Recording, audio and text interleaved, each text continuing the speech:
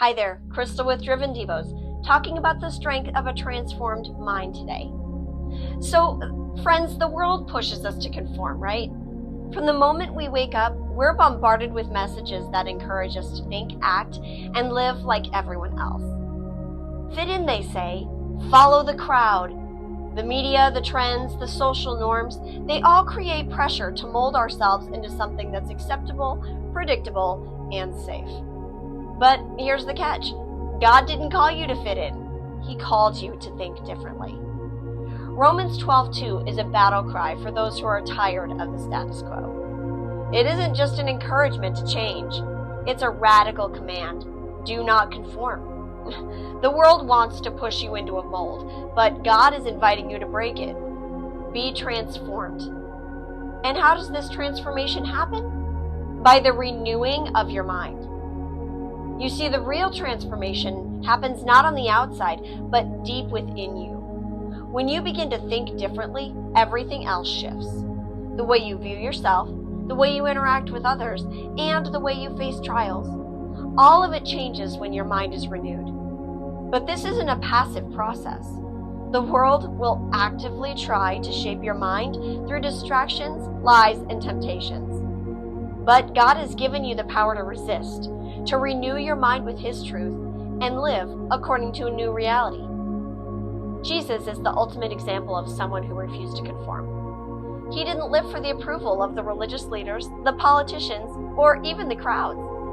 He constantly challenged the status quo. Whether it was healing on the Sabbath, touching the untouchable, or speaking truth to power. Jesus didn't just accept the world as it was.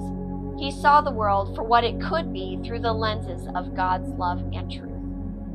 And He calls you and me to do the same. Jesus didn't fit in, and neither should you. When you embrace a renewed mind, you align yourself with God's will. You begin to see situations not through the eyes of fear or self-doubt, but through the eyes of faith, hope, and courage. You begin to see people the way God sees them, not as enemies and not as obstacles, but as those who need to be loved, reached, and saved. In fact, the more you think like Christ, the more you'll realize that thinking differently isn't a weakness. It's your strength. It's strength to stand when the crowd is silent. Strength to speak up when it's uncomfortable. Strength to love when it's hard.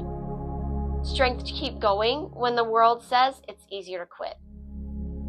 I know it's tempting to want to fit in, to avoid criticism, and to play it safe. But you were never meant to live in the shadow of others' expectations. You were made for something higher. And that's why God is calling you to renew your mind, to think differently, to live differently. When you embrace the power of a transformed mind, you'll discover God's will isn't restrictive. It's freeing. It's not about following rules. It's about discovering your true identity in Him. And it's about knowing that His plan for your life is bigger and better than anything that this world could offer.